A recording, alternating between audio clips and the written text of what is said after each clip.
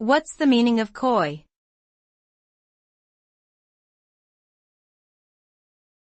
Coy.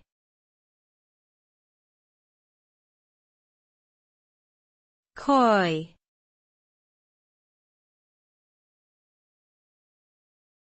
Coy.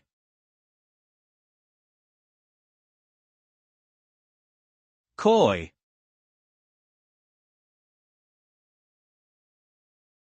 Coy means being shy, modest, or reluctant to draw attention to oneself.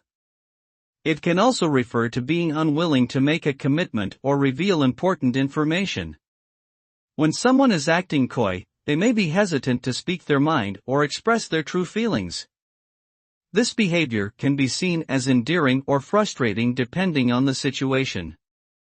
For example, a person may be coy when expressing romantic interest in someone.